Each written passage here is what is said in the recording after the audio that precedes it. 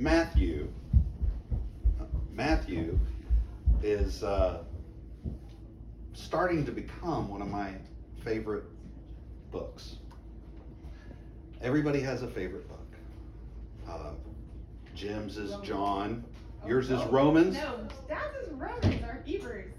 Oh, he talks about the book of John all the time, about how much he loves the book of John. That's all I hear him talk about. You're right, though. He does reference Hebrews and Romans. The Gospels, I used to favor Luke, and I probably, it's a close for me. I probably even shouldn't talk like this, should I? About favorites. And part of this is the fault of modern television. We watch The Chosen. And if you watch The Chosen, Matthew in that series is depicted as an individual who probably has Asperger's, the way they portray him in there. He's very, very different type of a guy. And it strikes me, there's a reason they do some of that, and some of that I think is because of the way he constructs his writing. And when you come through Matthew chapter 4, you come up out of the beginning of Matthew 4, where Jesus has fasted for 40 days and 40 nights, and then he confronts in a weakened state the devil and is tempted. And once he gets past that, in Matthew 4, he picks a couple of his disciples and he starts his ministry. And I like this verse in 4, verse 23. And to me, it's a bracket. If you can imagine a bracket being placed up. And here Matthew says, this is one side, and I'm going to encapsulate this for you. He says, Jesus is going throughout all of Galilee, teaching in their synagogues, proclaiming the gospel of the kingdom. That's what we would call preaching. And healing every disease and every affliction among the people. That is a synopsis. Boy, that's something to hang on the bracket, right there in the middle. He's teaching, he's preaching, and he's healing. And this is the other side of the bracket. This is what Matthew does. This is 4:23, and over here is Matthew 9, verse 35. Look how similar these two verses are. Almost verbatim, aren't they? Jesus went throughout all the cities and villages, teaching in their synagogues, proclaiming the gospel of the kingdom, and healing every disease and every affliction. Boom, boom. This is his everyday. This is his day-to-day work. And so now Matthew fills that in for us from 4:23 to 9:35, right? And so you guys know what's next. Well, Matthew 5, 6, and 7, right? What we all call the Sermon on the Mount. And boy, is there some teaching in Matthew 5, 6, and 7. There's some preaching going on in 5, 6, and 7. And I thought this was interesting as I was looking at it. But in chapter 5, and I didn't even do all of them, I just filled up the screen. But in Matthew 5, you can see almost every other verse. Jesus is putting these "but I say to you" comments. Do you remember what these consisted of? These were comments where Jesus would take something physical and he would say, "You've heard it said, thou shalt not murder. But I say, thou shalt not hate." You've heard it said, thou shalt not commit adultery. But I say, thou shalt not lust. What do those statements express? Heart. Heart. It's the first part of them is an actual event, an occurrence. Uh-huh. It's done. Uh-huh. When he says, don't even think about it. Uh-huh. Don't let your heart or your mind go in that direction. Uh-huh. But I say. Because that way the action won't occur. Get your heart straight. Get your heart right. Mm-hmm. Get ready for this new kingdom that's coming, that I'm teaching you about. And you're gonna submit to my authority. You see, to me, these are authoritative statements also. You can't say, but I say, without having the right to do so. If you do, you're overreaching, aren't you? Who are you? Who are you? Had quite an effect. It had quite an effect on the crowds. And this is how Matthew shows the end of the Sermon on the Mount. Jesus finished these sayings, and the crowds were gobsmacked.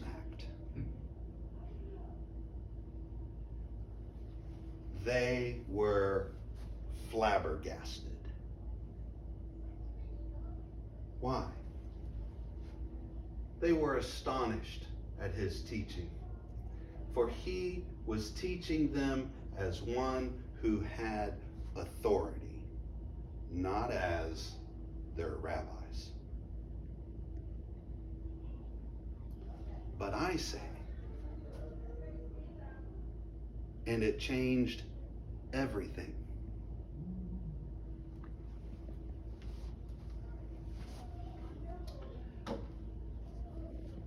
Five, 6, and 7 finishes up the teaching and the preaching. And then what does Matthew do? In chapter 8, he begins recording miracles. 10 miracles, one after another. People who had their lives completely changed, drastically changed, miraculously changed by this Jesus. So Matthew then gives us the healing part. And I want to look at the last two miracles before we get to verse 35. Okay? The last two miracles. So Jesus passed from there, and two, I think, really cool blind guys. Two blind men began following him. Not easy. Not easy. Being blind. And this is two blind guys who've teamed up. And they've decided, they've probably heard these teaching. They've heard this preaching. And they've decided they're going to follow Jesus. It's not easy.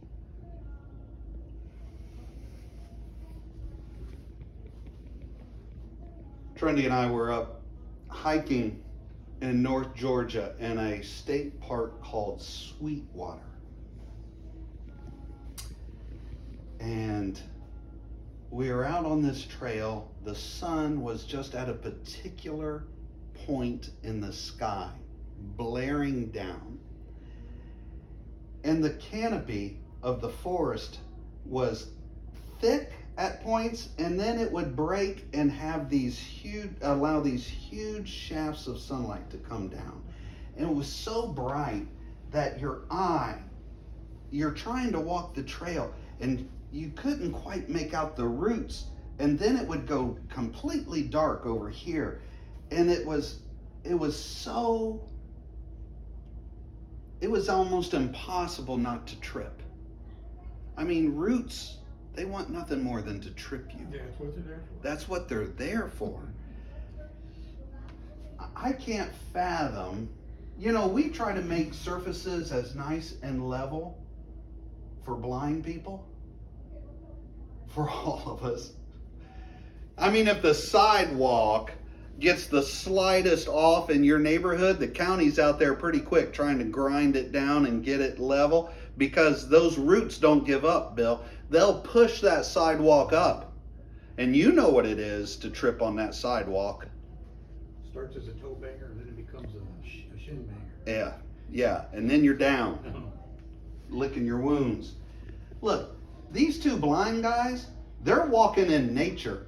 They're walking on trails that are full of rocks, full of holes, full of cow dung.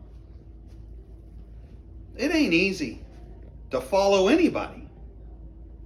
But they've taken it upon themselves that they're going to follow Jesus.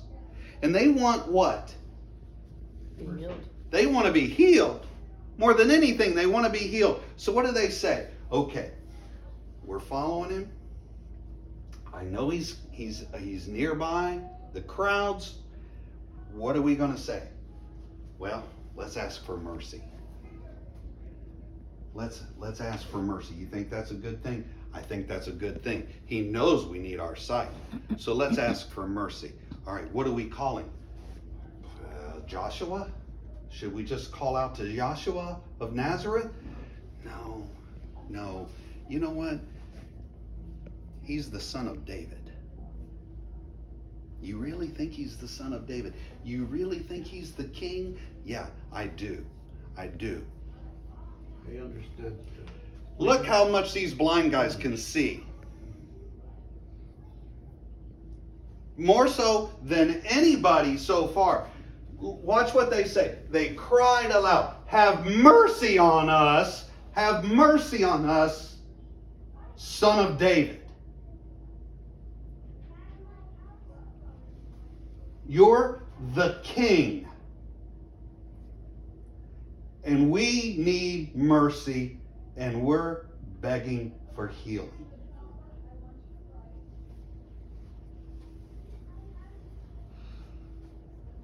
That's the first time in the book of Matthew that he's referred to as the son of David.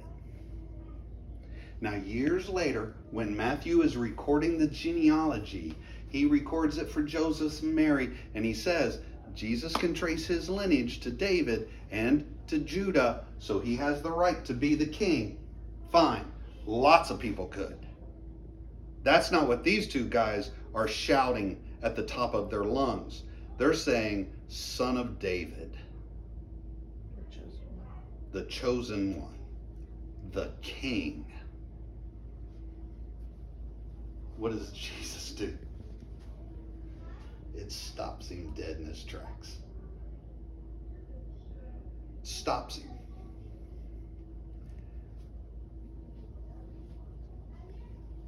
And he takes him privately into a house. Now, I don't know whether he put his hands on their shoulders or grabbed their elbows or he had his followers do it. But he took these two blind men away from the crowd and into a house. Did he say, "Hey, meet me over there at that house"? And they go, "There's a house?"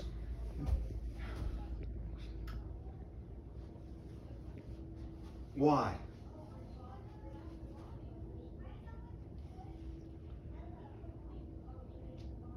Why? Do you think? Well, he wasn't really was privatizing miracles. He wasn't really trying to be in the public eye. I think he didn't want people following because of miracles. He wanted them to follow because of what he was saying. Look, he's not ready to be pronounced the king. There's an issue with this. And his miracles aren't to gather people. They're to confirm the teaching and the preaching. He takes them in and he asks them this question: "Do you believe that I am able to do this?" Of course course we do. We're following you. We're crying out to you for healing. We believe. I really think he's trying to meet them where they are. God really takes care to not violate free will. Do you believe that I'm able to do this? And they reply, yes, Lord. Look, these two blind men, to me, are the examples of an open heart. They heard those "but I say" statements, and they said, we'll submit to that authority. They see him as the king. And do we think you can heal us? Yes, Lord. That is an open heart. That teaching, that preaching, those miracles, they found good soil there.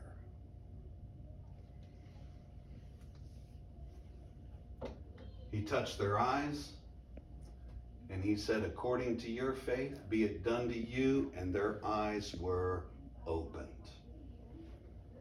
And I love this. Jesus sternly warned them, what? See that no one knows about it. I'm not sure about the it. There's part of me that thinks that it may refer to the Son of David comment. Because how are you going to hide the fact that you now aren't tripping on roots, stepping in holes, and donkey mess? You got your vision back. You're seeing 2020. You're getting a job. Your life has been changed. How are you going to keep that a secret? Doesn't matter.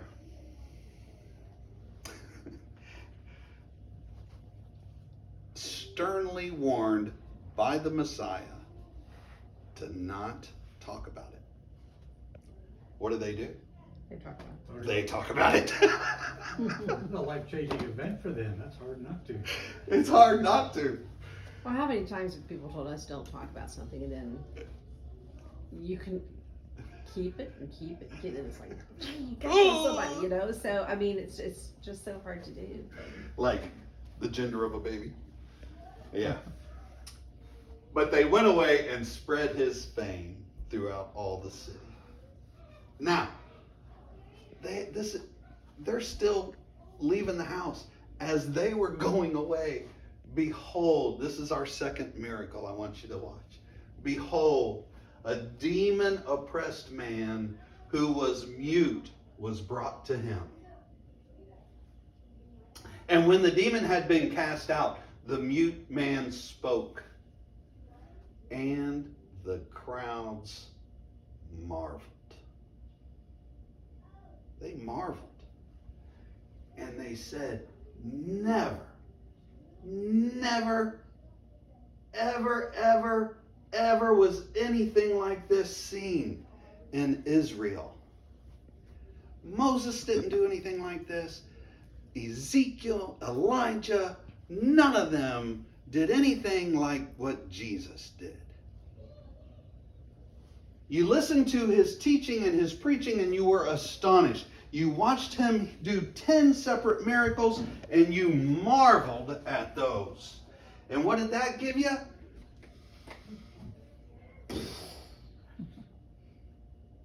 That just blew your mind. That just...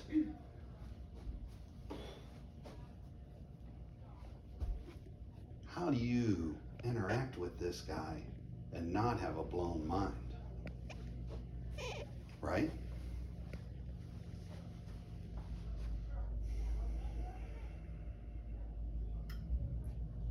He's amazing.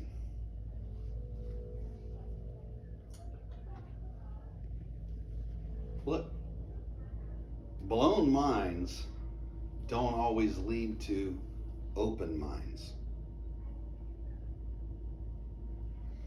Those Pharisees sat in that crowd and they heard those "but I say" statements. And how did that affect them? They were astonished, but they said, "That's blasphemy." That's what that is. They were just worried about their position in life. Those Pharisees saw those miracles. They saw him have miracles over disabilities. They saw him have miracles over land and sea. They saw him have miracles over demonic spirits. And they marveled. They marveled. But what did they say? He casts out demons. He casts out evil because he's so evil.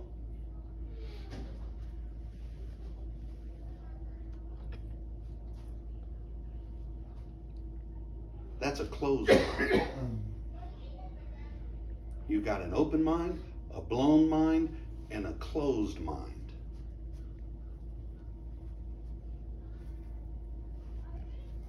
Why? Because they wanted their power. Why? Because they were scared out of their minds. Why? Because they rejected the Son of God.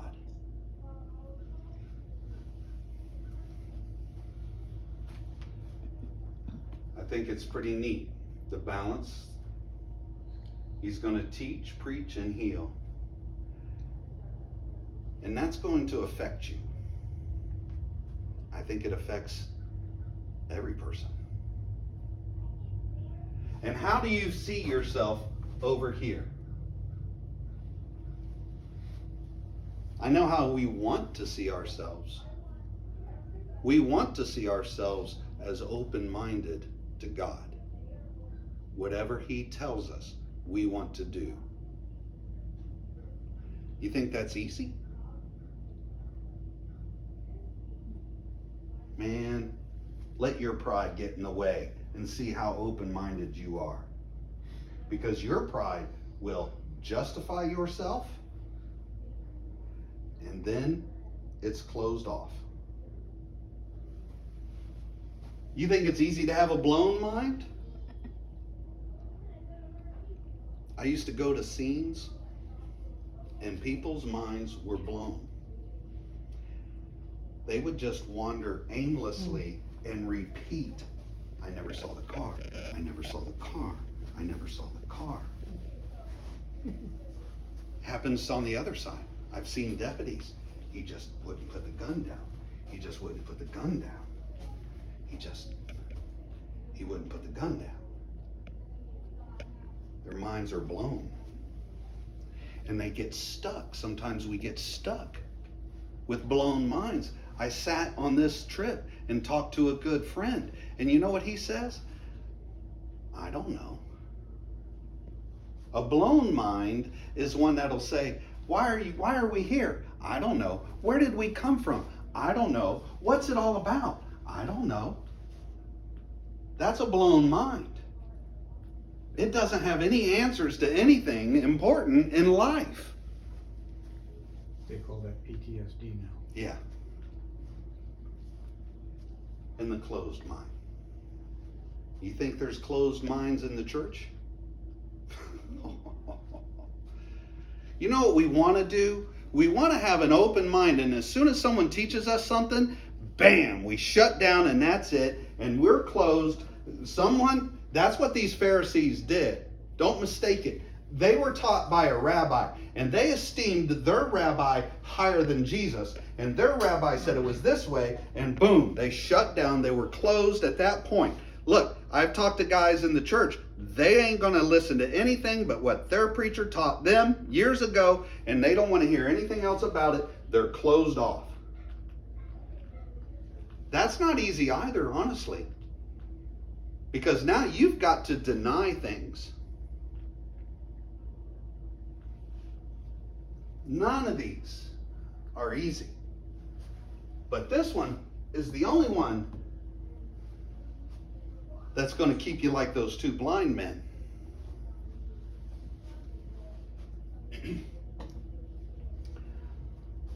I like Paul for this. I like Paul.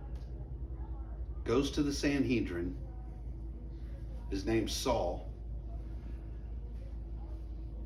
And he asks for arrest warrants because he so hates this evil man out of Nazareth.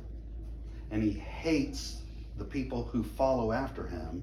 And so he's seeking out anyone he can arrest of the way. He's completely closed off. You know the story. He's out there on the road, and what happens to him?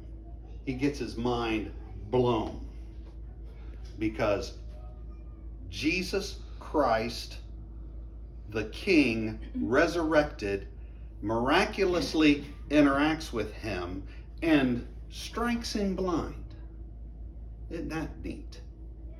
Strikes him blind, just like those two fellas in Matthew 9. Doesn't save him. Lets that free will still be that free will. He gives him 3 days to sit there in that blindness and pray about it.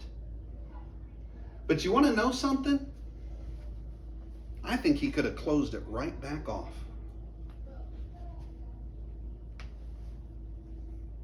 Thank God he didn't.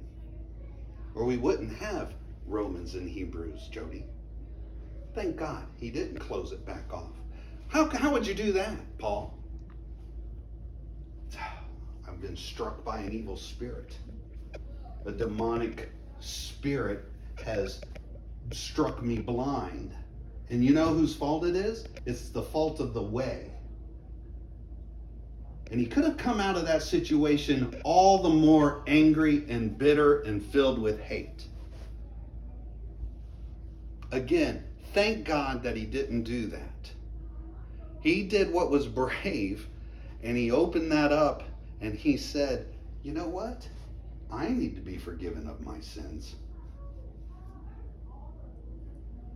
I'll submit to those but as I say statements.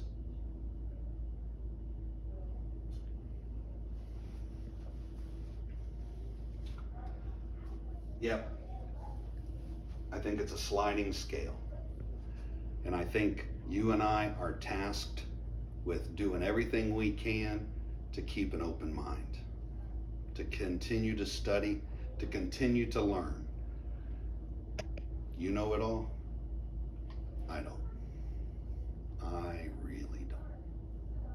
I really don't. We're going to leave it here in Matthew 9:35, the other end of that bracket. Teaching, preaching, and healing. Do we have a closing song? Yep.